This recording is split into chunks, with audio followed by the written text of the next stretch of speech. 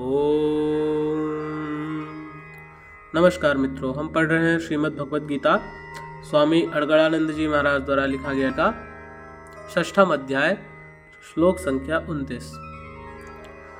सर्वभूतस्थमात्मानं सर्वभूतानि चात्मनि ईक्षते योगयुक्तात्मा सर्वत्र समदर्शनः।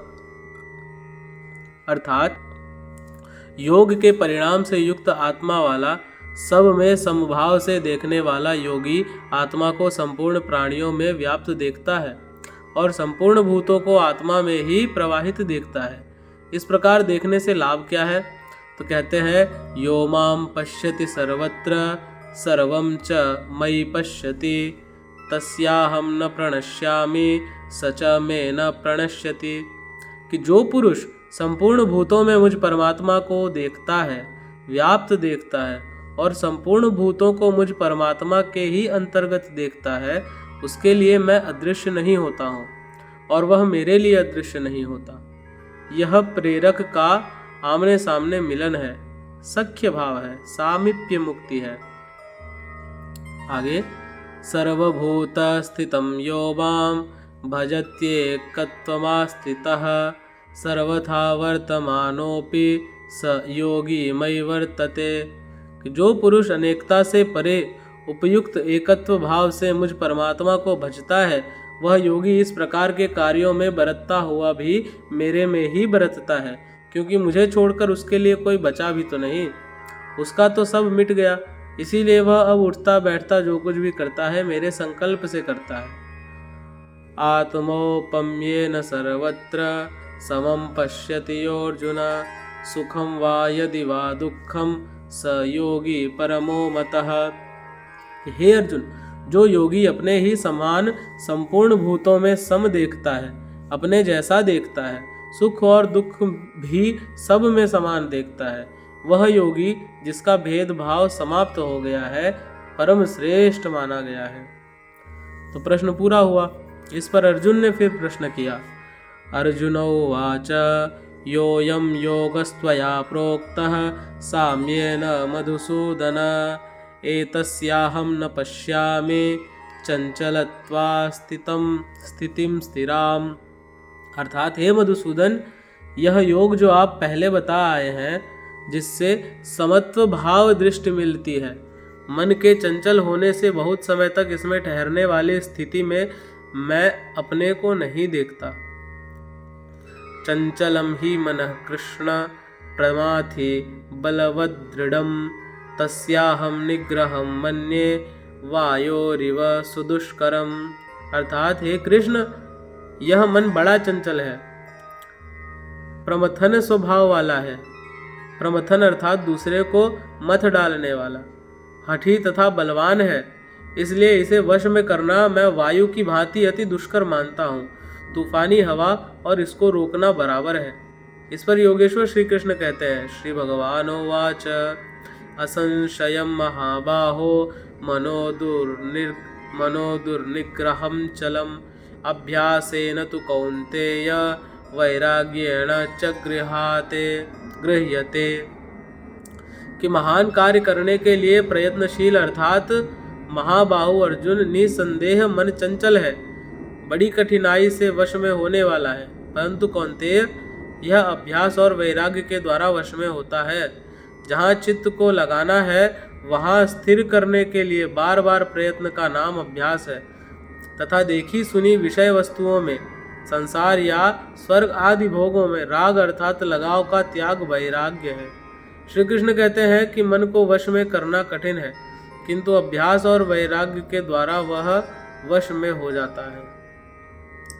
असंयतात्मना योगो दुष्प्राप इति मे मतिः वश्यात्मना तु यतता शक्यो वाप्तुमुपायतः। अर्थात, अर्जुन, मन को वश में न करने वाले पुरुष के लिए योग प्राप्त होना कठिन है, किंतु स्ववश मन वाले प्रयत्नशील पुरुष के लिए योग सहज है। ऐसा मेरा अपना मत है। जितना कठिन तू मान बैठा है उतना कठिन नहीं है, अतः इसे कठिन मानकर छोड़ मत दो। प्रयत्न पूर्वक लगकर योग को प्राप्त कर, क्योंकि मन वश में करने पर ही योग संभव है। इस पर अर्जुन ने प्रश्न किया। अर्जुनोवाच अयति हि श्रद्धयोपेतो योगाच्चलितमानसः अप्राप्य योग संसिद्धिं काम गतिम कृष्ण गच्छति। अर्थात हे कृष्ण, योग करते करते यदि किसी का मन चलायमान हो जाए, यद्यपि अभी योग में उसकी श्रद्धा है ही, तो ऐसा पुरुष भगवत सिद्धि को प्राप्त न होकर किस गति को पाता है। श्री कृष्ण कहते हैं, कंचिन्नो भय विभ्रष्टः अच्छिन्ना भ्रमिव नश्यति अप्रतिष्ठो महाबाहो विमूढ़ो ब्रह्मणः पथि। अर्थात महाबाहो श्री कृष्ण, भगवत प्राप्ति के मार्ग से विचलित हुआ वह मोहित पुरुष छिन्न भिन्न बादल की भांति दोनों ओर से नष्ट भ्रष्ट तो नहीं हो जाता। छोटी सी बदली आकाश में छाए तो वह न बरस पाती है, न लौटकर मेघों से ही मिल पाती है, बल्कि हवा के झोंकों से देखते देखते नष्ट प्राय हो जाती है।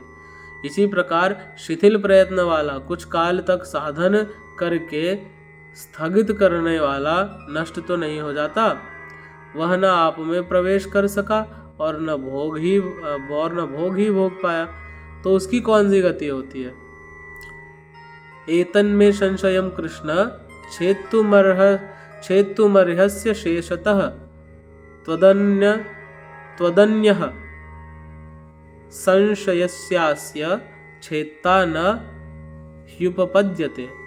कि हे कृष्ण, मेरे इस संशय को संपूर्णता से मिटाने के लिए आप ही सक्षम हैं। आपके अतिरिक्त दूसरा कोई इस संशय को मिटाने वाला मिलना संभव नहीं। इसी पर योगेश्वर श्री कृष्ण ने कहा। श्री भगवानोवाच पार्थ नैवेह नामुत्र विनाशस्तस्य विद्यते न हि कल्याणकृत् कंचित् दुर्गतिम तात गच्छति। अर्थात पार्थिव शरीर को ही रथ बनाकर लक्ष्य की ओर अग्रसर अर्जुन, उस पुरुष का न तो इस श्लोक में और न परलोक में ही नाश होता है, क्योंकि हे तात, उस परम कल्याणकारी नियत कर्म को करने वाला दुर्गति को प्राप्त नहीं होता।